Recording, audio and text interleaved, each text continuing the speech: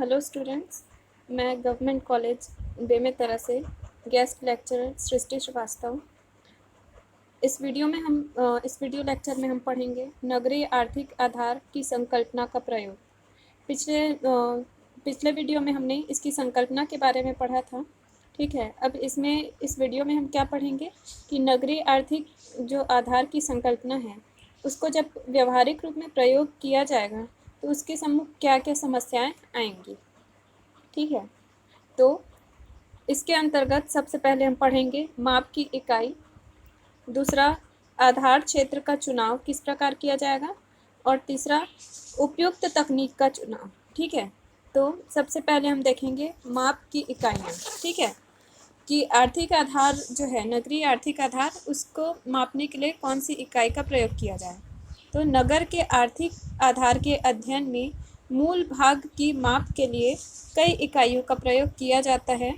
माप की इन इकाइयों में रोजगार, वेतन भुगतान, आय व्यय लेखा, विनिर्माण प्रक्रिया, मूल्य वृद्धि, भौतिक उत्पादन, इन सभी का बहुत महत्व है। ठीक है, तो इसमें सबसे पहले हम देखेंगे रोजगार। नगर के आर्थिक आधार संकल्पना के अध्ययन में माप की इकाई के रूप में रोजगार संबंधी आंकड़े का सर्वाधिक प्रयोग किया गया है।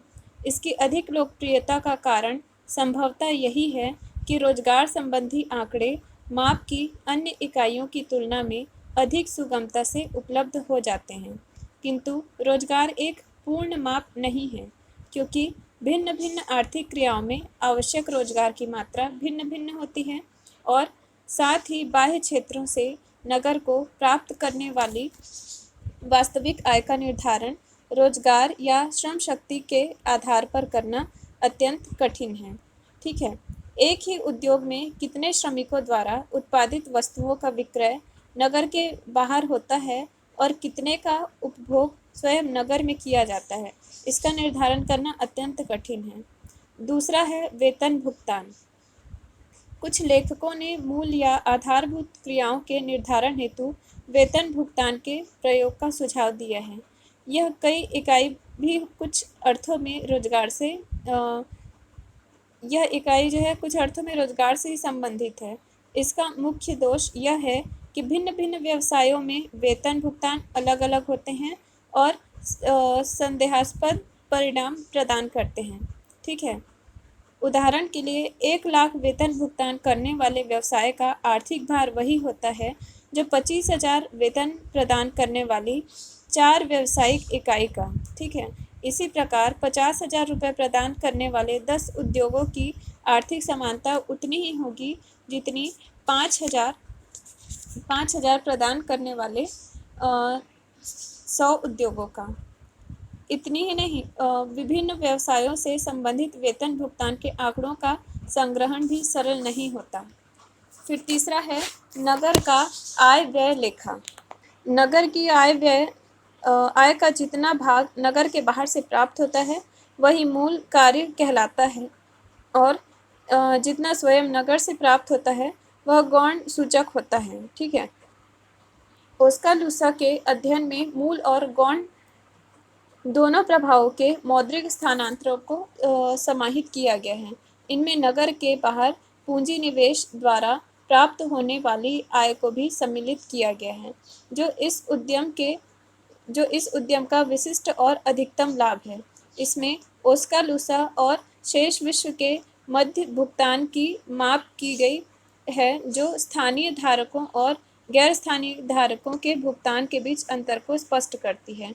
यद्यपि यह विधि सैद्धांतिक रूप से अधिक उपयुक्त प्रतीत होती है, किंतु व्यवहारिक रूप से अधिक जटिल है और कठिन है, क्योंकि बृहद नगरों के भुगतान शेष का परिकलन अधिक दुस्साध्य एवं कठिन है, विशेष रूप से किसी एक सर्वेक्षणकर्ता के लिए। ठीक है, अब उसके बाद दूसरा है आधार क्षेत्रों का चुनाव।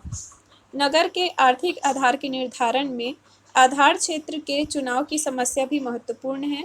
क्षेत्र के आकार में वृद्धि के साथ साथ प्रायः गौण क्रियाओं का अनुपात बढ़ता जाता है। ऐसा भी पाया गया है कि मुख्य नगर में जो कार्य मूल श्रेणी में आता है वही बृहत्तर नगर के संदर्भ में गौण वर्ग में चला जाता है। अतः यह निश्चित करना आवश्यक हो जाता है कि अध्ययन के लिए चुने गए नगर का स्वरूप क्या होगा। ठीक है, इस उद्देश्य से नगरों को कुछ श्रेणियों में रखा जा सकता है, जैसे वैधानिक नगर, नगरीय क्षेत्र, महानगरीय क्षेत्र और अन्य क्षेत्र। तो इसमें हम वैधानिक नगर किसको कहेंगे? नगरीय आर्थिक आधार के अध्ययन में वैधानिक नगर या निगम नगर का प्रयोग अधिक हुआ है। इस प्रकार की नगरीय इकाई के अंतर्गत केवल वही क्षेत्र सम्मिलित होता है जो नगर पालिका या नगर पालिका के प्रशासनिक सीमा के अंदर होता है। वैधानिक नगर के चयन का सर्वाधिक लाभ यह है कि यह एक प्रशासनिक इकाई के साथ साथ वित्तीय इकाई भी होता है, जिससे उन क्रियाओं के निर्धारण में सुगमता होती है जो नगर के प्रशासनिक क्षेत्र के बाहर से नगर में धन लाती है। आर्थिक सर्वेक्षण या साक्षात्कार विधि के प्रयोग में वैधानिक नगर सर्वाधिक सुविधाजनक होता है, क्योंकि नगरीय क्रियाओं तथा रोजगार संबंधी अभिलेख प्रशासनिक सीमा के अंतर्गत ही तैयार किए जाते हैं। अब दूसरा है नगरीय क्षेत्र या वास्तविक नगर। नगरीय क्षेत्र ही वास्तविक नगरीय इकाई का प्रतिनिधित्व करता है। इसके अंतर्गत परस्पर संयुक्त संपूर्ण निर्मित क्षेत्र सम्मिलित होता है, जिसे वास्तविक नगर या भौगोलिक नगर की भी संज्ञा दी जा सकती है। यह एक पूर्ण अधिवास इकाई को व्यक्त करता है, जिसमें नगर की प्रशासनिक सीमा के बाहर स्थित नगरीय क्षेत्र भी जुड़े होते हैं। यद्यपि तार्किक एवं सैद्धांतिक दृष्टिकोण से आर्थिक आधार के अध्ययन हेतु यह एक उचित इकाई होता है, किंतु आर्थिक इकाई न होने के कारण अनेक असुविधाएं सम्मुख आती हैं। नगरीय क्षेत्र को आधार मानने पर एक मुख्य समस्या यह है कि इसकी सीमा प्रायः स्थानीय रूप से पूर्णतः या स्पष्टतः ज्ञात नहीं होती, जिसके कारण साक्षात्कार या प्रश्नावलियों के आधार पर इच्छित परिणाम निकालने में अधिक त्रुटि होने की संभावना बनी रहती है। इसके बाद है महानगरीय क्षेत्र। संयुक्त राज्य अमेरिका में महानगरीय क्षेत्र को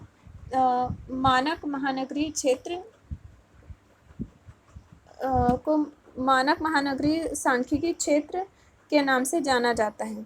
आधार क्षेत्र के रूप में मानक महानगरीय क्षेत्र अधिक लोकप्रिय रहा है, जिसके कई कारण हो सकते हैं, जैसे कि जनगणना ब्यूरो के अनुसार इसकी क्रिया समन्वित आर्थिक और सामाजिक तंत्र का निर्माण करती है। दूसरा, यह वैधानिक नगर या नगरीय क्षेत्र की तुलना में आर्थिक नगर का अपेक्षाकृत अधिक स्पष्ट स्वरूप प्रस्तुत करता है। तीसरा, इसकी सीमाएं सामान्यतः काउंटी की सीमाओं द्वारा निर्धारित होती हैं, जो नगरीय क्षेत्र की अपेक्षा अधिक सुनिश्चित और विदित होती हैं। यह अनुमानित विधि के साथ ही आर्थिक सर्वेक्षण विधि के प्रयोग में भी आधार क्षेत्र के रूप में अधिक सुविधाजनक है।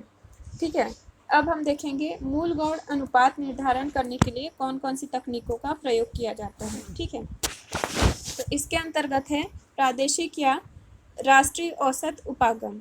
इस उपागम में यह कल्पना की गई है कि किसी प्रदेश या राष्ट्र के उपभोग की मात्रा जनसंख्या के समानुपाती होती है तथा जनसंख्या और उपभोग की मात्रा में सीधा संबंध होता है।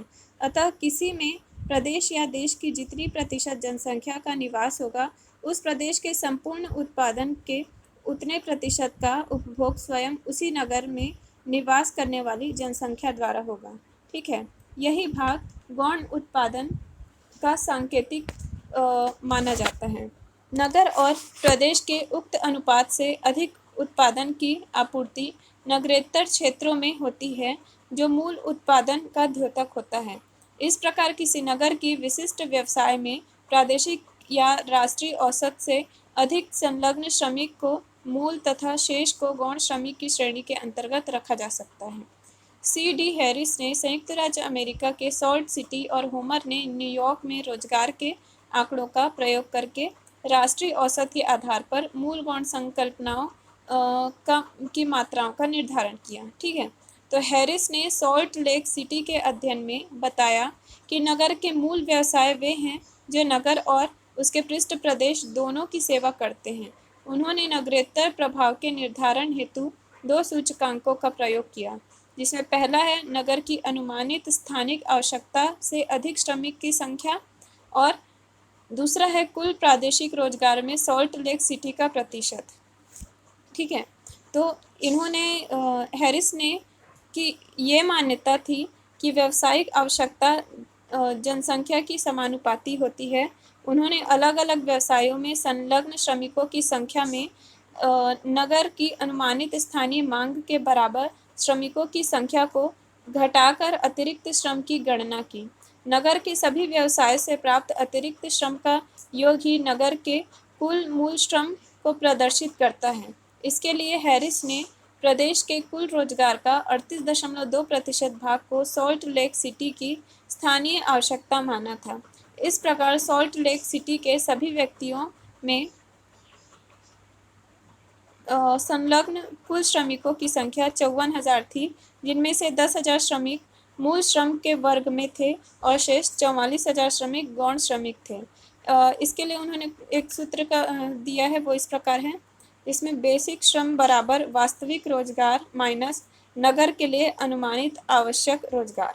ठीक है, तो इसमें नगर के लिए अनुमानित आवश्यक रोजगार को किस प्रकार ज्ञात किया जाएगा, तो इसके लिए उन्होंने सूत्र दिया small TP upon capital TP into E, जबकि TP बराबर स्मॉल TP बराबर नगर की जनसंख्या होगी और कैपिटल TP बराबर नगर की कुल जनसंख्या होगी। ठीक है, और ई बराबर एक व्यवसाय में संलग्न प्रदेश का कुल रोजगार होगा। होमर होयट ने 1944 में न्यूयॉर्क महानगर के मूल रोजगार के परिकलन हेतु प्रादेशिक औसत विधि का चयन किया था। तो इसके लिए उन्होंने सूत्र क्या दिया था, BE बराबर small e minus small TP upon capital TP into E. तो इसमें BE का मतलब क्या होगा, ए नगर में रसायन तथा संबद्ध उत्पादन में संलग्न मूल श्रमिकों की संख्या, और स्मॉल e बराबर होगा ए नगर में रसायन और संबद्ध उत्पादन में संलग्न श्रमिकों की संख्या। ठीक है, स्मॉल TP बराबर होगा ए नगर की कुल जनसंख्या, कैपिटल TP बराबर होगा कुल राष्ट्रीय जनसंख्या। ठीक है, और कैपिटल ई बराबर होगा रसायन तथा संबद्ध उत्पादनों में संलग्न राष्ट्र के श्रमिकों की कुल संख्या। तो उपरोक्त सूत्र के आधार पर परिकलित संख्या यदि धनात्मक है तो वह मूल रोजगार को प्रकट करेगी, और यदि वह शून्य या ऋणात्मक है तो मूल रोजगार का अभाव होगा। ठीक है, इसके बाद है न्यूनतम आवश्यकता उपागम। तो उलमैन और डेसी ने 1960 में न्यूनतम आवश्यकता उपागम का प्रतिपादन किया था। इस उद्देश्य से उन्होंने संयुक्त राज्य अमेरिका की जनगणना का उपयोग किया और प्रत्येक नगर में पृथक पृथक श्रम शक्ति में विभिन्न व्यवसायों के प्रतिशत अंशों का आकलन किया। यह विधि इस तथ्य पर आधारित है कि नगर की स्थानीय आवश्यकताओं की पूर्ति एवं रख रखाव हेतु प्रत्येक व्यवसाय में नगर की कुल श्रम शक्ति को पृथक पृथक न्यूनतम प्रतिशत की आवश्यकता होती है। एक नगर के किसी व्यवसाय में संलग्न श्रम का न्यूनतम प्रतिशत इस तथ्य का द्योतक है कि श्रम शक्ति का उक्त प्रतिशत प्रदेश के किसी भी नगर की न्यूनतम आवश्यकता पूर्ति हेतु क्रियाशील रहता है। इस न्यूनतम आवश्यकता से अधिक रोजगार को अतिरिक्त रोजगार की संज्ञा दी गई है। इस प्रकार न्यूनतम प्रतिशत आवश्यकता नगरीय क्षेत्र के गौण रोजगार का द्योतक है, जबकि अतिरिक्त रोजगार मूल रोजगार को प्रदर्शित करता है। अब इसके बाद है आर्थिक सर्वेक्षण उपागम।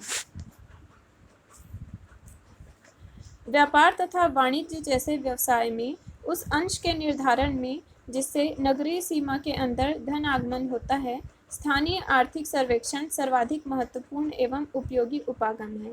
इसके लिए साक्षात्कार एवं प्रश्नावलियों अथवा इन दोनों के संयोग उपयोगी उपकरण या मापदंड के रूप में प्रयुक्त हो सकता है। आर्थिक सर्वेक्षण के माध्यम से ज्ञात किया जाता है, ठीक है, कि किसी प्रकार द्वारा उत्पादित वस्तुओं एवं सेवाओं के जितने अंश की पूर्ति बाह्य नगरीय क्षेत्रों में होती है और नगरों को बाह्य क्षेत्रों से आय प्राप्त होती है, वह मूल या बेसिक अंश को प्रकट करता है। अमुक कार्य या व्यवसाय में संलग्न कुल श्रम शक्ति का उक्त अंश मूल श्रम कहा जाएगा। नगरीय आर्थिक आधार के अध्ययन में प्रयुक्त इस विधि को फर्म से फर्म उपयोग के रूप में जाना जाता है। इस विधि का प्रयोग अलेक्जेंडर ने 1951 में संयुक्त राज्य अमेरिका के 2 अलग अलग नगरों जिसमें से ओस्कालूसा और मेडिसन के आर्थिक आधार के अध्ययन में किया था। अब इसके बाद है सार्थक उद्यम उपागम। इस विधि के अनुसार संपूर्ण आधार क्षेत्र के सर्वेक्षण की आवश्यकता नहीं होती है, बल्कि क्षेत्र के केवल सार्थक या महत्वपूर्ण उद्यमों के पूर्ण अध्ययनों से संपूर्ण क्षेत्र के नगरीय आर्थिक आधार का अध्ययन पूरा किया जा सकता है। सार्थक उद्यमों पर ही एकाग्रचित्त होने से सर्वेक्षण के कार्य को घटाया जा सकता है। इस विधि के अंतर्गत केवल उन्हीं सार्थक उद्यमों का चयन किया जाता है जिससे उत्पादित वस्तुएं एवं सेवाएं नगरेतर क्षेत्रों को उपलब्ध कराई जाती हैं, किंतु ऐसे उद्यमों के चयन में व्यक्तिनिष्ठता सर्वोपरि होती है, क्योंकि स्वयं सार्थक शब्द की परिभाषा पर्याप्त स्पष्ट नहीं है। ठीक है, अब इसके बाद है आगत निर्गत विश्लेषण। अमेरिकी अर्थव्यवस्था की संरचना हेतु उसके अध्ययन हेतु 1953 में लियोन्टिफ ने एक नवीन विधि आगत निर्गत विश्लेषण का प्रयोग किया। यह विश्लेषण इस सत्य पर आधारित है कि आर्थिक क्रियाओं की उत्पत्ति नगरीय सीमा में मुद्रा प्रवाह का प्रतिफल होती है। ठीक है, यह विधि एक आर्थिक तंत्र के विभिन्न भागों के मध्य मुद्रा प्रवाह और वस्तु एवं सेवाओं के आगत निर्गत के प्रतिरूप का विश्लेषण करती है। यह भी विचारणीय है कि समस्त आर्थिक क्रियाएं अंतर संबंधित होती हैं और एक दूसरे के उत्पादन को प्रभावित करती हैं। इस तथ्य के स्पष्टीकरण हेतु आगत निर्गत मॉडल को विकसित किया गया है, जिसमें प्रतिबिंब प्रक्षेप के लिए आगत निर्गत तालिका का भी प्रयोग किया गया है। आज की वीडियो में बस इतना ही। अब इसके आगे हम नेक्स्ट वीडियो में पढ़ेंगे। Thank you.